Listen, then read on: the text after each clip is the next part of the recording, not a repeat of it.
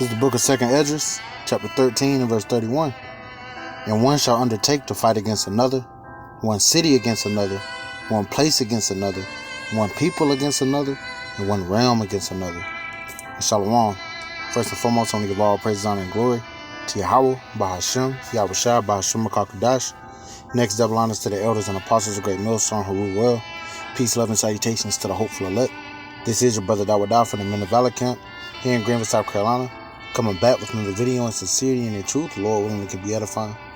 Alright, and got this article from Gerald Hedge. Alright, and that crime is starting to hit, alright, the suburbs, man. Alright, who mostly dwells in the suburbs? Alright, you'll have coon-ass Jakes, man. You know, for the most part. You know, you'll have a small number of Jake or Moab or these other nations. Alright, but it's mostly Edom. Alright, the so-called white race.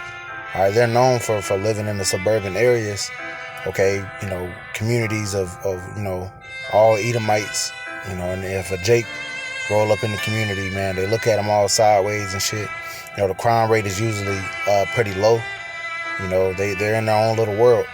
You know, one that I can think of. I mean, there's some in my area, but you know, one that you can really think of if you're in the South is Buckhead, which is like right near Atlanta. You have Atlanta, and then you have Buckhead, and it has its own tall ass buildings and everything.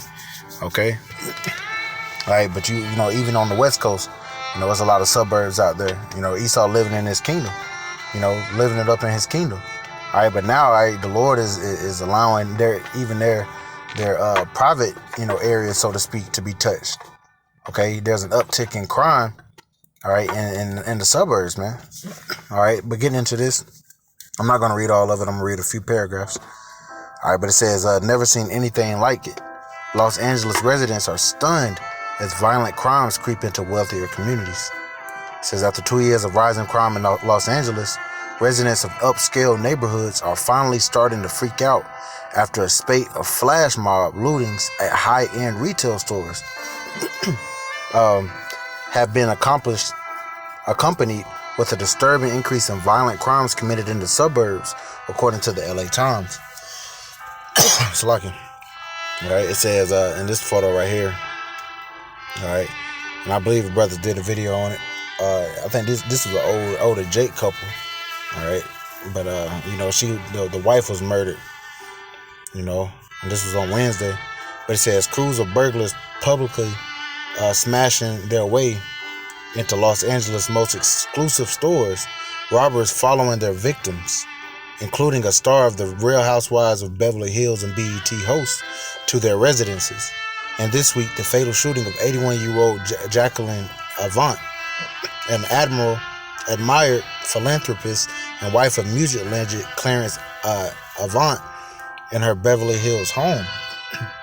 It says, these incidents have sparked a national conversation and led to local concern about both the crimes themselves and where the outrage over the violence will lead. It says the fact that this has happened, her being shot and killed in her own home after giving, sharing, and caring for 81 years has taken the laws of the universe, said Oprah Winfrey, and she need to shut the fuck up. It says, expressing grief over Avant's killing via Twitter. The world is upside down, and it is upside down. All right, the righteous are not in authority right now, you know, and that's why these things are happening, man. All right, Esau's own corruption is even creeping into. Hey, it's coming back to haunt him, man. All right, you know, Esau had a big part, because more than likely, the ones that are committing these crimes, all right, you'll have Esau do it, but Jake like to go in and snatch shit, man.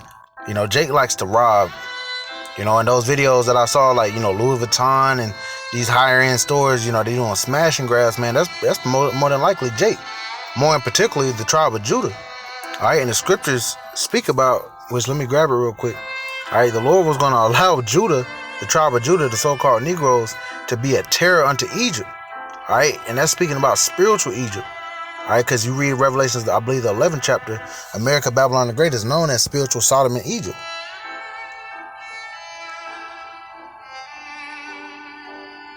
Let's look this up real quick. Because that's what's happening, man. All right, and this is only going to intensify All right, coming into times of instability, man. All right, the food shortages really haven't even hit all the way. All right, and that's what it's leading to. This is Isaiah chapter 19. All right, and it says, I'm gonna start at verse 16. It says, "In that day shall Egypt be like unto women, and it shall be afraid and fear because of the shaking of the hand of the Lord of hosts, which he shaketh over it. And the land of Judah shall be a terror unto Egypt. Every one that maketh mention thereof shall be afraid in himself, because of the counsel of the Lord of hosts, which he have determined against it." All right, and then of course, Judah is it's a land. I mean, it's a people before it's a place. All right, you do have a land of Judah. All right, but you also have it's the people, man. The so-called Negroes are the tribe of Judah. They're the head tribe. Okay, you read in Genesis, Judah is a. Let me grab that. The Lord is rousing up Judah, and if Judah's getting roused up, you're gonna have the rest of the tribes are gonna follow, and that's on a carnal level. All right, that's speaking outside of the house of David.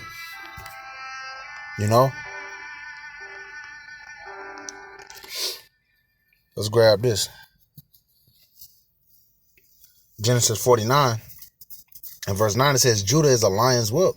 From the prey, my son, thou art gone up. He stooped down. He crouched as a lion and as an old lion. Who shall rouse him up?" Right. Hey, when this food instability comes, because they're the main people that they're trying to take this thing, all right, trying to convince them to take it, are the so-called Negroes, Latinos, and Native Americans, man, the tribes. You heard it out of Biden's mouth himself. All right, they might be trying to get everybody, and they don't care about getting their own in the process. But best believe they're coming after you tribes. And a lot of Jake, the Jakes is not just absolutely bugged out and so into this world, man. All right, they gonna be on some shit, man. All right, cause hey, we haven't forgotten, all right, what these people have done to us, And there's gonna be Israelites, because it's written that take matters into their own hands, and they gonna fuck shit up, man. All right, best believe when these food shortages, because that's a big motivator, man. All right, the lack of food. All right, what's gonna happen when you go to your local Walmart and whatnot, and your local grocery store, they don't have any food. All right, well shit, there's only so much food in the hood anyway. Where are they gonna go next? They're gonna hit the suburbs, right? And who's in the suburbs? Esau. That's where these so-called race wars and civil wars are gonna come from, man. All right, because these Edomites are going to be trying to protect what they have. All right, protect their structure, protect their community, and Jake gonna be on some kick though shit, man. All right, and it's starting with these all these damn lootings and robberies that's going on in the suburbs now, man. Okay, but going back to this article.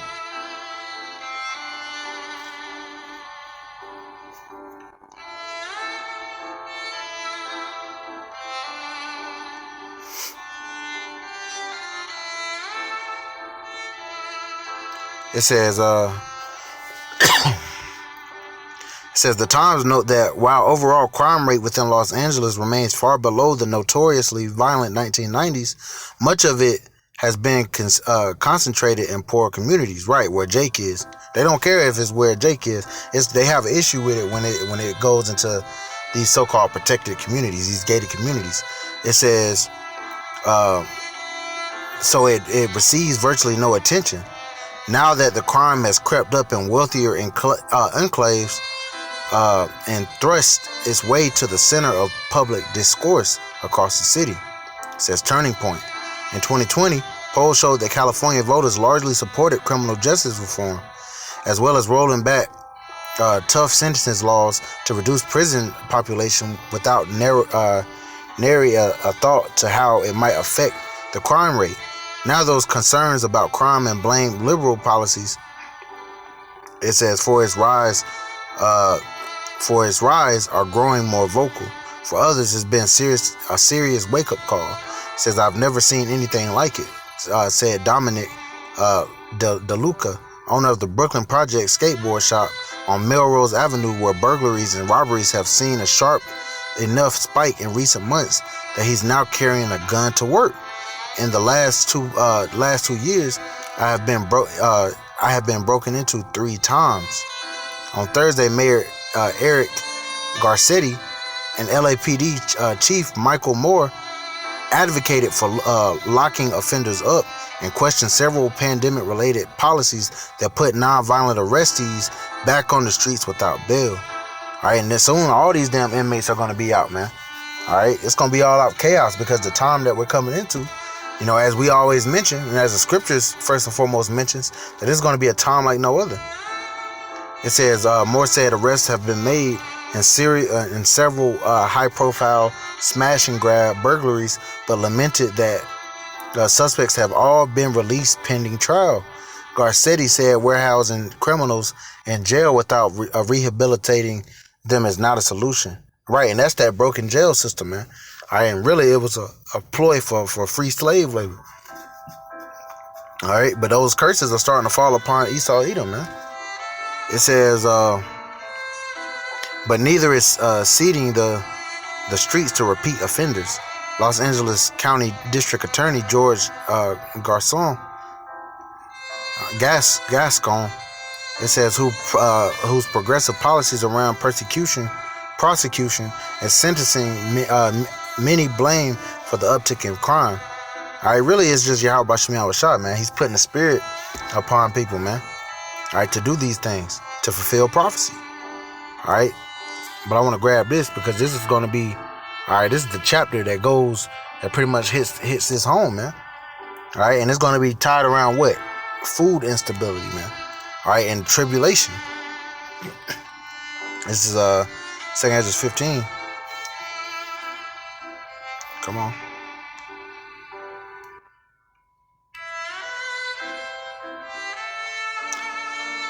2 Ezra chapter 15 and verse 14, it says, woe to the world and them that dwell therein. Right, this is coming upon the world. This is just isn't coming upon Jacob, because we know that it's known as Jacob's trouble. All right, but this is, the Lord said, woe to the world and them that dwell therein. Why? So it says, for the sword and the destruction draweth nigh, and one people shall stand up and fight against another, and swords in their hands. Because of the pride. You read a couple chapters before that. All right, many great miseries shall be done to them that in the latter times shall dwell in the world. Why? Because they have walked in great pride. The pride of these people, and especially these damn Edomites that are in the suburbs, they think that they're just gonna rule forever. Like the scripture says, their inward thought is that their houses shall continue forever. So these people in the suburbs, these Jake, even Jake that's in the suburb, man, they think they fucking made it. All right, all this shit is gonna come crashing down, man. All these nice houses and whatnot, that Esau's gonna try to protect, it's gonna be burned up. All right, but there's going to be skirmishes. All right, and the suburbs isn't safe either, man. I reading verse 16 again. It says, there shall be, actually verse 15 again, it says, for the sword and the destruction draweth nigh, and one people shall stand up against and fight against another, and swords in their hands. Yeah, there's going to be class wars. All right, and there's also going to be race wars. Right? It says, verse 16, for there shall be sedition among men, and invading one another. They shall not regard their kings nor princes, and the course of their action shall stand in their power. But they're not going to regard, the ordinances of the king, so to speak. They're not going to regard whatever law enforcement, or whatever politician, whatever governing head is saying at the time, man. They're not going to care about that. All right, especially when there's food instabilities. Okay. Verse 17, it says, a man shall desire to go into a city and shall not be able. Right, martial law is coming upon America, Babylon the Great too. All right, they're getting ready to lock everything back down. All right, Esau is really about to bring, he's about to go full Draco mode, man. Okay, with those draconian measures. All right, he's going to come down with that great wrath, and it's going to put a lot of people in a predicament. Okay, it says, verse 18, it says, for because of their pride, the city shall be troubled. Right, the pride of these fucking people, man. All right, and we witness it on a day-to-day basis, man. The pride of these people. It says, for because of their pride, the city shall be troubled. The houses shall be destroyed, and men shall be afraid. Right, the houses shall be destroyed. All right, not only in the so-called poor communities where Jake dwells, but these damn suburbs too. Verse 19, it says, a man shall have no pity upon his neighbor, but shall destroy their houses with the sword, and spoil their goods because of the lack of bread. What is that? Famines. And the Lord said famines will be coming. All right, and if this time is going to be worse than any time, let's believe the famine is going to hit hard. All right, and people are not going to know what to do. All right, it says because of the lack of bread and for great tribulation. So All right, it's not out of the realm of possibility. All right, in fact, it's written that there's going to be a lot of people ransacking these damn neighborhoods, man. All right, you're gonna see a lot of people getting put to death. All right, in the suburbs, you're gonna have gangs and whatnot taking over houses and whatnot. Read Isaiah 13. The children shall be dashed to pieces. And their wives ravished. All right, that's what's gonna be going on. All out anarchy in the suburbs, man. All out anarchy in all of America, Babylon the Great. But this is show that this is coming to the suburbs too, man. All right, the Lord has He has it out for America, Babylon the Great. Okay, and nobody's gonna be able to stop what's coming. All right, it don't matter how many police officers, it don't matter how many troops. All right, you're gonna have Israelites that that kick back, so to speak. That are in the world. No, not of the hopeful elect. All right, we don't partake in none of that bullshit. But like the scriptures I read. All right, Judah's gonna be a terror unto Egypt, man. But also these Edomites are gonna fight against each other. Read that in Isaiah the 19th chapter. The Lord said He's gonna set the Egyptian against the Egyptian. So even in their own neighborhoods, man. One might have been a prepper and one might not have. And when there's no more food at these grocery stores and there's no more fuel, all right, they're going to resort to breaking into their neighbor's house and stealing that. So that crime is just going to go up all together, man. And that's just biblical prophecy, more biblical prophecy playing out before our eyes, man. And Lord willing, it continues to push forward. So, Lord willing, this is edifying. I want to give all praise, honor, and glory to Yahweh by Shem Yahushua, by Hashem Rakakadash.